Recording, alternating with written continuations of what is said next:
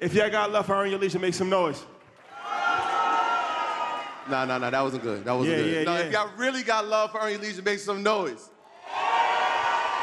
Now that sets the tone a little bit more like Thank you. We got love for y'all, man. We love y'all so much, man. I know a lot of y'all been with us since day one. A lot of y'all might just heard of us today, but either way, man, we appreciate you. We wouldn't be here without you. We wouldn't be able to, do all of the things that we've been able to accomplish in such a short period of time without you guys. So thank you guys. We never take it for granted. We love y'all, and we appreciate your support, always. Yeah. Shout out to our Revolt family. Shout out to Assets Over Liabilities, the show. If y'all tuned in, make some noise for that right now. Damn, we gotta talk to Puff. Yeah. But we're not gonna waste any time. A couple of years ago, I think we had a legendary conversation with Master P, the legend himself. So this is gonna be part 2 of that. Somebody that's been a big inspiration, motivation for ourselves and for any entrepreneur, any hustler out there. If you got love for Master P, make some noise. Make it say, Yeah. Nah. Let's do it. Percy Miller in the flesh. Legends only. Y'all know how we do. How y'all doing? So we about to, this is gonna be fun, man. Y'all jam-packed in here. That means that y'all hungry for the information. So we're not gonna waste any time. We're gonna get to it. We're gonna try to provide as much information for y'all as possible. The only thing that I ask of you is just, when we interview people like Master P, it's very rare. So you gotta be very, very respectful of his presence and his time. So if you could just try to be as quiet as possible and just soak up as much information as possible. So P, thank you for joining us, brother. Yes, sir. I'm glad to be here, man. This is definitely, this is gonna be an educational, informational event today. We're gonna give y'all the blueprint because we want our people to win. We've been losing so much, so today we're gonna make sure our people could take this game with them and we all win. Y'all know I come from nothing. I had to educate myself to better myself. So let's get into it. So I want to start in today, 2022. You have a few sons that are star athletes following in your footprint.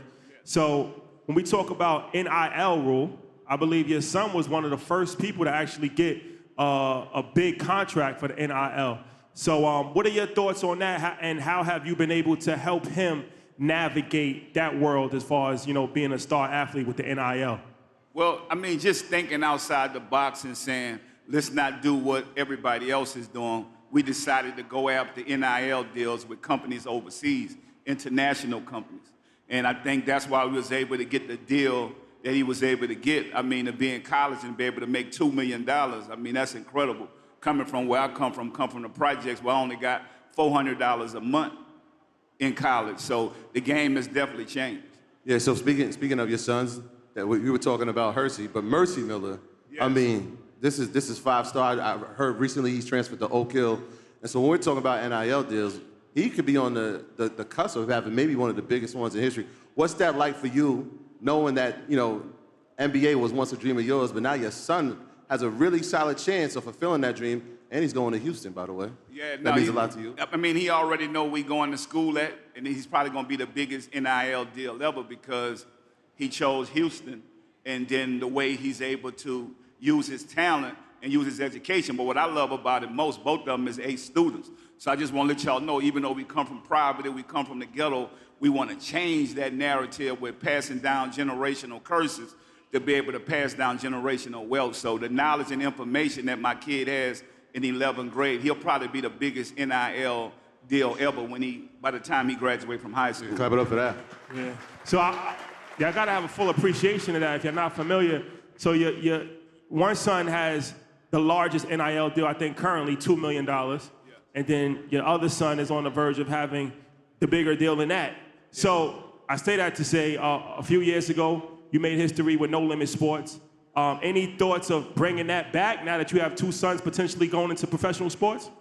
Well, I mean, I think that I'm going to see as their careers progress because just because they my sons, I taught them hard work. And I want to let you guys know, like, nothing is given to you. Hard work is what's going to pay off. I taught my sons hard work. Like, don't worry about what I have. Don't worry about what I could do for you. It's about what you could do for yourself, because I want you to take the ball to the next level.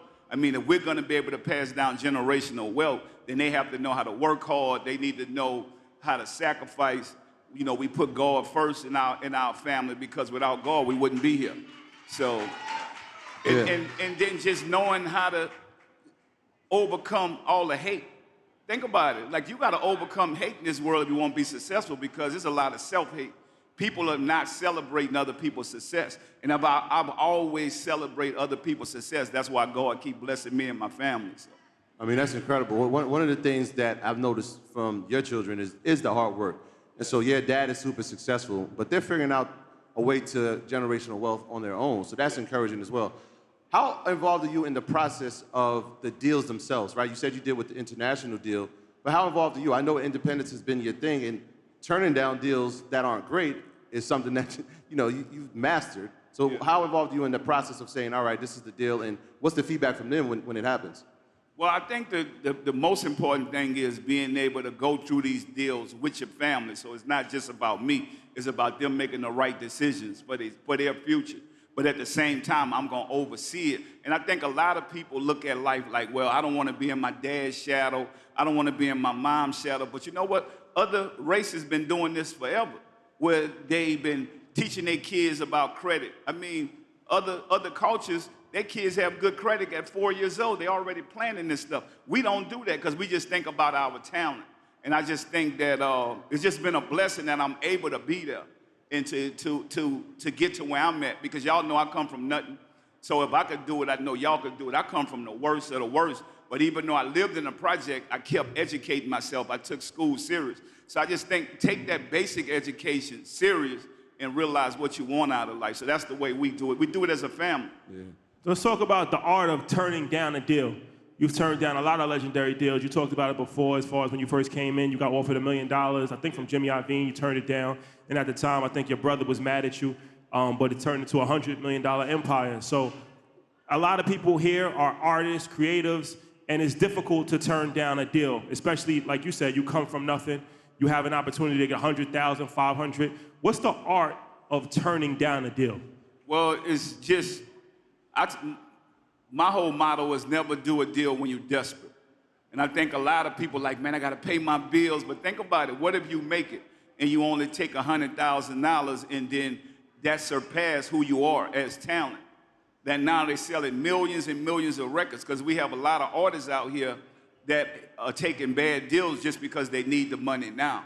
And my thing is, anybody out there that's taking these deals, stop doing that and start looking at your future. Look at your self-worth. Know your worth, know your value. I think a lot of people don't know that. They like, I got these bills to pay, so, but it's what are you really worth? Because when I walked out that office with Jimmy Iovine, I only had $500 in my pocket, and I'm going back to the project. But I said, if this white man gonna give me $1 million, how much am I really worth? And so that's what we gotta start doing. We gotta start thinking like that, stop being desperate, because I know once I get back to the project, I got 12, 14 more people that I gotta help. And so that $1 million would have went like nothing. But education, being able to understand, because I tell you all the time, man, I don't pray for money, I pray for wisdom. So we got to start praying for wisdom, knowledge, education, and information. That's going to get us to our dreams and goals. Fact. So you talked about coming from nothing, Cali projects, right? And so through the course of time, and I've heard you say it before, I want you to elaborate on it. You said that product will always outweigh talent. Always outweigh talent. And you've been a living testament to that. When did that mindset come in? Was it as we were becoming the artist, Master P, when we're selling tapes out the trunk? When did that mindset come into your... Well, I mean, when I start looking at life and I say product outweighs talent, because look at all the people that are still successful, they're not successful because of their talent. They're successful because the product they was behind. Look at Michael Jordan. He's successful. He can't play basketball no more, but he still make money off of Nike, off of the Air Jordans. Look at George Foreman. He made more money with the grill than any other thing that he done. And so even when you look at me, I was probably one of the first entertainers and professional athletes to have a deal with Converse. And that's when I looked at it, I'm like, okay, I got this Converse deal, but I don't own it. So the next step is creating my own brands. And I started making my own clothes. I started making my own shoes. You know, I got the Yachty's now. And then just creating product. I started really saying that this product gonna be here when I'm not here. I started coming with the No Limit clothing, the P. Miller clothing. And my thing is, don't be afraid to fail. I think a lot of people get scared because they say, well, what if I fail? I failed so many times. Like this just didn't happen for me to where my company blew up and I was this big artist. No, it was the sacrificing, the falling down, the getting back up, not stopping, not quitting. So for me, product outweighs talent, and product don't talk back. I never sold anything that got mad with me because they didn't do what they need to do in life. I think a lot of artists gonna do that. Once artists get to a certain level, they're gonna be mad with the people who run in the company. But product, to me, I was able to build generational wealth, and I'm telling y'all, I want y'all to go out there and do the same thing because we need more diversity on these shelves when you talk about African-American products. Yeah, I noticed that you, yeah, clap it up for that. I want to bring up the sneaker because you recently posted about it, and it was in 1999, you had this foam shoe. Yes. And so I wonder what that feels like now, knowing that you are ahead of the curve. I know our brother Ye recently said that I might not be right now, but I'm right? So what is that like when you see the evolution of shoes now to the point where like people are walking around in foams and you had this vision almost 25 years ago? Yeah, I mean, when you talk about the foam shoe and doing it with Converse, we came up there with a long time ago, but the thing about it, sometimes you could be before your time. And so you think that you're not getting there, you're not building, you can't see your dreams and visions, but that's what visions and dreams is about, that you can't see it. Most people are gonna think you're crazy, most people are gonna say, I don't understand this, but that's what vision is about, being able to see something before it get built. So I just think, I thank God all the time saying, man, if I come out the Calio projects, all the stuff I've been through, and I'm able to be on the forefront of creating things, it's a blessing. I'd rather be doing that than standing on the street corner hustling. So I just want people to know that everybody got to do what they got to do, but when you get an opportunity to change and grow and build something, because people think money is the only way that you're going to build wealth. It's not money. It's ideas. Ideas is what are going to get you to the wealth. So keep creating ideas, no matter what. If people don't like them, or people hate on it, people jealous, it don't matter. It's your dream, it's your vision. Keep chasing. So let's talk about Rap Snacks. Yeah. Shout out to James Lindsay. So this is something that's interesting because I feel like, you know, in the food industry, we don't really have an understanding of how it works. So what was your journey as far as Rap Snacks, and talk about, you know, even the process of getting it into grocery stores and mom and pop stores, stuff like that? So yeah, I'm gonna have one of my guys bring that white bag out for me. I want to show y'all. That process with James Lindsay was incredible because James Lindsay is a visionary. I mean, he put chips in a bag, mixed them up, put different products there, and I call him the Willy Wonka. Because the black Willy Wonka, because this guy has a vision of making the best tasting chips and products and stuff like that. So coming from Philadelphia, I didn't expect that. A lot of people didn't believe, but when we partnered up, man, we really changed the game, went from chips to noodles to creating all type of different products. And James was just the other day ringing a bell on Wall Street, showing y'all that's how we build real wealth to be able to take companies public. And so that's the thing that we need to be taught because we don't understand that. We think that, oh, I'm gonna make a whole bunch of money off of the things that I create. But if you look at Elon Musk, he made his wealth off taking his company public. And that's when, because we invest into those companies. Think about it, without us not investing into those companies, these guys wouldn't be where they are. And we could start young or we could start older, it don't matter. Like my thing is get these ideas and keep going because Elon Musk created PayPal in college. So why we can't do it? How come we can't create these brands? These are family names. Y'all think that we buying Gucci and all this different stuff. We buying family names that's been passed down from generation to generation to generation, and we get none of it. They put no investments back into our hoods, into our communities. We have to change that narrative, and we got to start by understanding and being educated. And that's what we want to do with the products that we are creating, educating the culture. Now, people, 'cause I know people always tell me all the time, well, P, you got noodles, how much sodium in it? I'm like, well, how much sodium in the noodles you buying already? At least let us get our product onto the shelves, and then we can make more healthy alternative products for our people and our customers. We're gonna buy it anyway. Think about it. We go buy their noodles, we go buy their cereals, we go buy their chips, and then we hate on us because we figured it out. So think about it. We gotta stop that. Once I get into the game and add some diversity to these shelves, then we'll be able to make other products that we can put into Whole Foods to where people wanna buy healthy alternative products. But think about it, when you go in those stores, you buying what they've been selling us for over 100 years.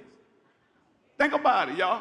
We've been buying Aunt Your Mama, Uncle Ben, thinking that we own it, and this was straight mockery of our culture and our people for over 100 years. So we have to change that narrative, and we're gonna do that by creating products and brands to build economic empowerment. Yeah, they said they're gonna bring some of the product back up. Clap it up for that.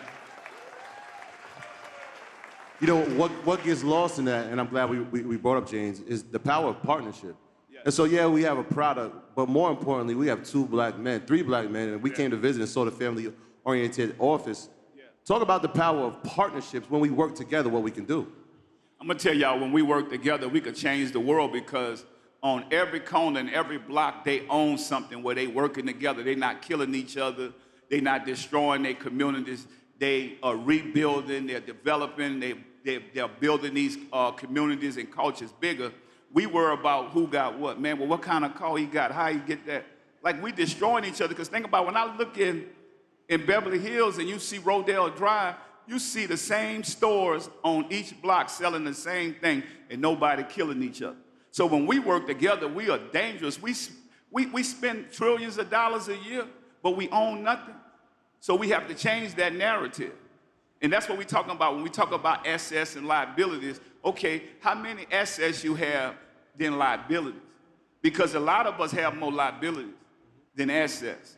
You brought up a good point with the stock market. We just came from Wall Street last week, and I feel like a lot of times we don't scale businesses. We don't even have the idea of scalable businesses, because there's over 3,500 companies on the stock market and 12 are black owned. So that's like less than a percentage of 1%. So when you think about it, it's like, as you said, that's really the real world to build wealth. Yeah. $1 billion of wealth is through a publicly traded market. So when we're starting brands and we're starting, clothing lines, stuff like that, we're not thinking that this is gonna become a publicly traded company. We don't even have the idea because there's so little vision for it. Is that your idea, to actually take your company public one day? Yeah, I mean, think about this, y'all. When we look at Fortune 500 companies, we make up 1/10 of 1% of all the Fortune 500 companies. That's why when you look at it, but look at the workers. We make up 75% of all these Fortune 500 companies, seeing people that look like us working for these companies at the entry-level positions. We have to change that narrative, and the only way we can change that narrative is we gotta have to start creating more products and brands. And also, if we're gonna take our company public, we're gonna have to go through that process. It's not an overnight process. Building a great team, people around you that could build that infrastructure to say, you know what, before I sell my business, let me go take it public and let me go make some real money. Because that's how Elon Musk able to make all these cars. It was like he was in the struggle like anybody else. So think about it. We believed in that Tesla and said, you know what, this gonna blow up. Let me put some money into it. Why we can't do that? But we have to change that narrative. We gotta start believing in each other and trust the process and let us grow these brands. Because at the end of the day, we in a community. The more we make, the more we give. That's our model. These companies been building these big brands, and it's not going back to our community and our culture. That's why we are destroying our communities and our cultures, because we are scared, we're desperate, we don't know what to do. And so, I mean, you don't have to be the smartest guy in the world. I wasn't the smartest guy in the world, so think about this. Growing, keep educating yourself, putting the work in, and getting experts on your team. So my thing is, we gotta play chess and stop playing checkers. Yeah, that's interesting. One of the things you said just now was that the more we make, the more we give back. Yeah. And so when they asked your son, when he signed his deal, what's he gonna do with the $2 million? The first thing he said was, the more we make, the more we can give back to the community. And so one of the things you're doing, especially from marketing, especially rap snacks specifically, is that you're highlighting the superheroes of our community, right? Yeah. So whether it's Lil Baby or whether it's entrepreneurs like Pinky Cole who are on those bags. Can you talk about the marketing and the very intentionality of it? Yeah, so my thing is we bossing up, we creating future bosses, we giving opportunities to people in the community to be a part of this and take this journey with us, because we don't want to be the only people with our products on the shelves. We want it to be thousands of people that look like us, because that's the only way we're going to build economic empowerment. So my thing is we got to stop hating on each other, come together, build, and help each other. So my thing is, if you really want to do something in life, learn from my mistakes. Learn from the good things that I was able to create. Stop getting caught up thinking that, well, I can't do this. This guy needs so much money. I created my business with $10,000. So that just lets you guys know you don't need millions of dollars to do this. I started my business with $10,000. I also took $25,000 and gave it to Michael Jackson attorney because I was seeking information and knowledge. So don't be afraid to invest in yourself. And that's what this is about today. Everybody that's out there, how many people got dreams and goals? Put your hands up. See, this is a beautiful thing. How many people willing to invest in themselves? Put your hands up. So I just want to tell y'all something. Keep your hand up for 1 minute. I just want to tell y'all, you are your best investment. Don't give up on yourself. There's no limit to your dreams and goals. Put your trust and faith in God, and nothing is impossible. I love y'all. Major Key. Let me ask you this, as far as reinventing yourself, very important. You've been in this game for over 25 years, and when I look at the great ones, I look at them, when I look at Kanye West, started as a producer, became the best rapper, but now he became a billionaire off of Yeezy brand, sneakers. When I look at Jay, everybody knows Jay, but he became a billionaire off of spirits. And, you know, he didn't come a billionaire off of music. So how important is it to reinvent yourself over the course of time and always look at the next play? Well, I think for me, man, salute to all those guys you just named, man. They did some incredible things in this industry, in this world, as black men. I think my thing is I'm going to take over the grocery stores, the food industry. And I want people to know I ain't got to look over my shoulders no more. Every time I jump in my car, I got the pack on me, but it's legit. So, you know, we used to have to look over our shoulders every time you pull me over. Now I got grits, rice, potato chips. You know what I'm saying? I'm the only black man in the grocery store. They're like, man, won't you, Peter, the gangster rap? I said, man, hold up. Now slow down, sir. I done changed my life. There's a bunch of y'all done changed y'all life. Why I can't change my life? I said, you right. So you got to believe in what you believe in. Don't be afraid to grow. But I also had to cut some people off. So don't be afraid to cut people off, too, whether they're friends, family members. It could be a spouse. It could be whatever. If they ain't on the same track you on, they holding you back, shorty, you got to go. Homie, you got to go. You know what I'm saying? Not that I'm going to help you, but if I got to cut you off because you stopping me from getting to where I'm going at, my destination, my growth, if you ain't pushing me, I don't want you around me. I'm tired of people running with me. Don't run with me no more. Push me, push me, push me. Tell me don't give up. Tell me don't stop. Tell me don't quit. I'm tired of people looking me in the face and just like, if I can't do nothing for you, then we ain't real. Well, when you gonna do something for me? How you gonna do something for me because you ain't trying to do nothing? I tell people, everybody has 24 hours. What you doing with your 24 hours is gonna dictate your life, your future, what you have. And your friends and the people around you gonna dictate the same thing. I could tell who you are by the people you hang with. I tell people all the time, I'd rather fly with the eagles than walk with the pigeons. And sometimes eagles gotta fly alone. Most of the time they're flying alone because everybody don't believe in your dreams and your goals. I mean, when I was growing up, a lot of people told me, man, you ain't gonna make it. Even people close to me like, man, that shit ain't gonna work. I'm like, damn, you ain't even give me a chance. They was telling me, man, you ain't no Tupac, you ain't no Biggie Smalls. I said, damn, I know I'm from the South, but I'm gonna make this happen. So I kept chasing my dream and my goals. So I'm telling y'all, you gotta find your niche. And the way you reinvent yourself, don't be afraid to grow up. Don't be afraid to make the right investments. And don't be afraid to invest in yourself. So it starts from there. Yeah. So, I mean, speaking of assets and liabilities, that's obviously the name of our show on Revolt. that doesn't just relate to money. It could be relationships, like you're saying. Like if people are taking from you and they're depreciating your value, you need to get rid of them. So in true assets over liabilities, if you watch the show, we want to quickly just give them something from a definition from our asset journal. So this is brought to you by our friends at Allies, called the Asset Journal, and the word itself is assets, because a lot of times people don't really have the full definition of it. So an asset, you want to talk about it? Yeah, asset is anything that, adds value or appreciates over the course of time. So stocks, real estate, these are all assets. Musical catalogs are assets. And I feel like a lot of times in our community, when we say assets over liabilities, it's not just a slogan, it's reality. Because we put too much emphasis on liabilities. Like cars are liabilities, right? Jewelry a lot of times is a liability. It might make you feel good. It has street cred, but it doesn't have any real value in the real world. So it's like when we start to change our mindset, it becomes extremely difficult to spend money on liabilities once you're educated on assets, because you look at everything as an opportunity. So instead of spending that $1,000, you're like, I could have invested that $1,000. Now that $10,000 that you invested in your company grew to be hundreds of millions of dollars, but you could have easily spent that $10,000 in a nightclub. Well, I'm gonna tell y'all something that make a lot of sense that they don't teach us. Credit is so important. So think about this.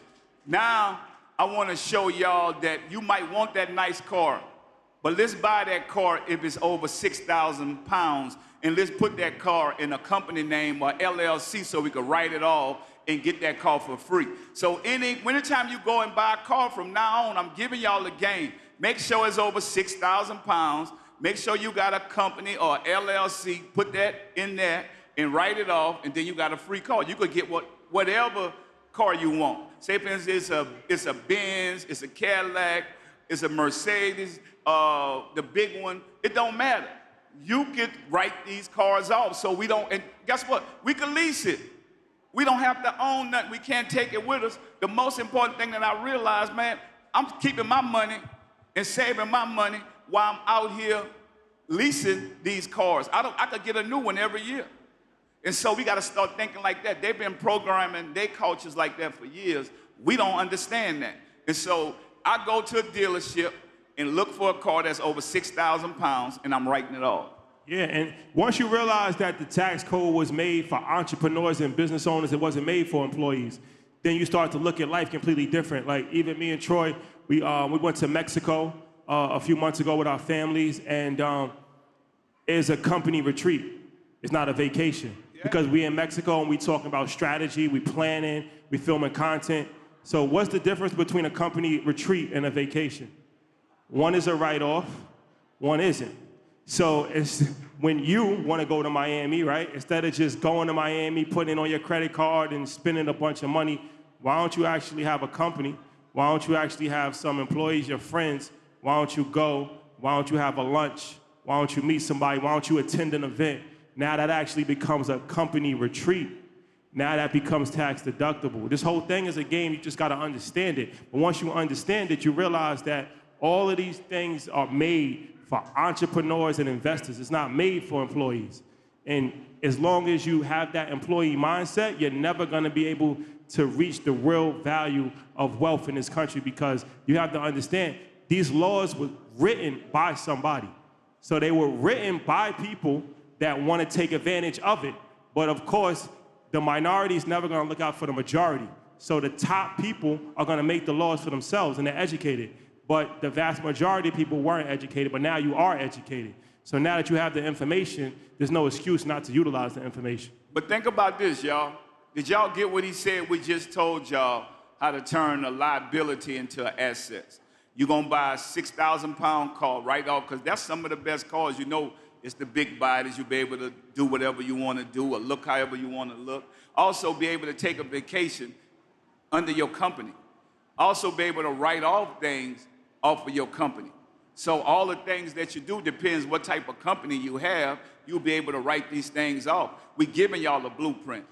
So look, we're gonna give y'all this game. Like I said, I started off, we got the Rap Snacks, the new Snoop Dogg chips, the Icon chips, got the Master P Icon Puffs, got the Rap Snack noodles, and this all product made by us, for us, put money back into the community and keep growing and keep getting better, so y'all trust the process. Then I got with my homeboy Snoop, and we said, you know what, let's make some product they took Aunt Your Mama off the shelves, and Snoop was like, let's put Mama Snoop on the shelf. So we got the Mama Snoop oatmeal. Yeah. I'm just saying, they've been doing it like, think about it, they've been creating, and it's all Brothers Food, Snoop family name. So I want to show y'all, we got to start creating family name business and passing it down from generation to generation. That's how we build generational wealth. That's a fact. So it's interesting that you got Snoop, because obviously I was going to the cereal. Like, yeah, perfect. We got Snoop Loops. Snoop Loops. I was going to Snoop that. Loops. We've been eating Fruit Loops for over 100 years. They ain't never put nothing in our community, in our culture. We got the biggest brand now, Snoop Loops. Y'all ain't got to eat Fruit Loops no more. Y'all can eat Snoop Loops. And I'm just telling y'all, it started from an idea. So don't be afraid to take your ideas and make them come true. Everybody say, oh man, that ain't gonna work, bro. Oh, that sounds like Fruit Loops. Y'all been buying Fruit Loops, what they did for us in the hood. Okay, so now you can buy Snoop Loops. And then, you know, for all the real soldiers, I created after my grandfather so we could create brands, soldier snacks. So we got stuff for the culture, we got stuff to add diversity into the grocery stores, and then I was able to build something for my family, soldier snacks. So we constantly growing and constantly getting bigger and better and stronger because of our culture and our fans for supporting us. We just waiting on the EYL chips. Whenever you're ready. We should be on the rap snap. Barbecue specifically. This is a valuable lesson though. I'm glad that we're going through a lot of adversity. There's no heat, the mic cut off, but as entrepreneurship, there's ups and downs in this game. And it's never gonna be perfect. So when you start your business or when you're going through your business, you gotta expect for the worst possible thing early. Because a lot of times people get discouraged and they give up because there's not luxuries. But even having air conditioning is actually a luxury. Like when you go to other parts of the world, you realize how blessed we are. Even to be able to get up and have breakfast is a luxury. That's a blessing. So I feel like we all have the tools that's available to us, but too many times we're too comfortable in this country. And that's something that I had to learn just by traveling and talking to people outside the world. When they come to America, they see opportunity. When we're in America and all we see are issues and problems. So my thing is, I love what you said, and I want to tell y'all something. The name of the game is don't get comfortable. Let your uncomfortableness take you to your dreams and your goals. Don't stop, don't quit, don't give up. Don't let some little adversity tell you that you need to stop, you can't make it, you don't believe in this no more. Look yourself in the mirror. It's a process. Keep going. There's no limit to your dreams and goals. You got to look at yourself and tell yourself, when yourself telling you give up and quit, you got to tell yourself, no, I can make it. You know, I tell people all the time, even if I can't run, I'm going to walk, I'm going to crawl, I'm going to get to where I need to go at. I'm going to go through the window. If they close the door, I might come through the chimney. Everybody that told me no, I kept going. So I'm telling y'all, if I could do it, we could do it. Our life has not been easy. We fail so many times. People are afraid to talk about that. Think about it. When I first got into the music business, I had Body. Imagine I was in the West Coast with a down south song, and I walked in there. They had Tupac, Adina Howard, E40, and they said, what song you got, Master P? I said, Body. They said, what is that? I said, man, you gonna find out, just play it one time. He said, bring me another song. I come back the next week. He said, what you got? I got Body. He said, didn't I tell you to bring me another song because that don't work out here? I said, man, can you just play that for the fans and let them see if they don't like it, they ain't gonna come back no more. He said, man, bring me another song. So you come back every Tuesday. I came back next Tuesday. He said, P, what song you got? I said, I got Body. He said, man, didn't I tell you bring me another song? I said, yeah, man, I'm gonna bring you one next week. He said, man, bring one next week, I'm gonna play it. I come back, sitting in there. He said, what song you got? I said, man, I got Body. Only way. He said, let me play this or get you up out of here. So he put the song on, right? And you gotta believe in you. People start calling and right. We're in California. Man, what's that? I like that. Play that again. I say, see that? I didn't give up, because if you want people to invest in you, you have to believe. You got to keep coming. Because everybody making songs right now. Think about it. If y'all bring me a song, say, Pete, listen to my song. Then next week you're going to bring me another song. They're going to let me know that you don't believe in what you have. So why should I invest into it if you don't believe? And you're not in the music industry till you have a hit record. And you know if you have a hit record or not because you're gonna ride that record till the wheels fall off. You're not gonna keep coming back every week with something else because you're showing the people that you don't believe in this. And by me believing in that Body record, it blew up in California, it blew up in the East Coast, it turned huge down south. But if I would have kept coming back with different records, they never would have played my song, especially when I was doing it independently. So I showed up every Tuesday, even when I know they didn't want to see me. And I'm gonna tell y'all another story what happened to me, right? I went on tour with Tupac. They didn't want to hear me. I come there when the lights on, so I'm singing Body when the lights on, and we're in this big arena. I had one dude jamming, bounce, bounce, bounce. I told my brother, I got one. He said, what? I got a fan. He said, it's 30,000 people in here. You got one dude jamming to your music. I said, yeah, I'm gonna turn that one into millions. And so look at today, I turned that one into over 100 million records sold with no limit. And that's how God is when you believe in your dreams and your goals. The power of persistence. Talk that talk. So think about it. It's definitely the power of consistency. Consistency, just keep going, doing the same thing every day. So I tell people, and I want y'all to get this. I went to college, the University of Houston. I graduated in 1 month. Who said what? Okay, you don't believe it. I graduated in 1 month. Let me tell you how. So I got into business and marketing, right? My professor said, you pass this test, you got to tell us what McDonald's is selling. I said cheeseburgers. The other person said Big Macs. Somebody else said French fries. We all got F's. The professor said they're selling consistency. So when I realized that McDonald's is selling consistency, I said everything that I do, I start looking at that sign, that big red sign, how they put their stuff up. So think about it, building these big brands, and they doing the same thing. Whatever McDonald's you go to, you're gonna get the same taste in Big Mac. That's the consistency. We have to do that same consistency with the stuff that we believe in. We have to sell consistency if we want to turn that into a multi-million-dollar, a billion-dollar empire. Keep selling consistency. And so that's how I graduated. So the professor told me, he said, you probably gonna make $250,000 when you graduate. I said, no, I'm gonna make $1 million. And I knew that first month is nothing else they could teach me in school. I was already done and ready to go.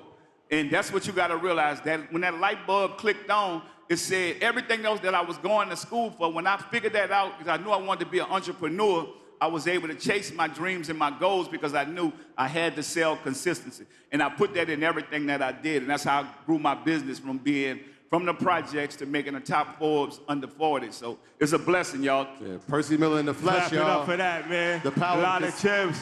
Make some noise for Master P, ladies and gentlemen.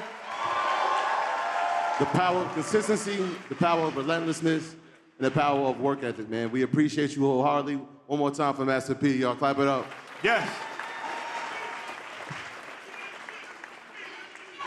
Come on, man. They want the chips.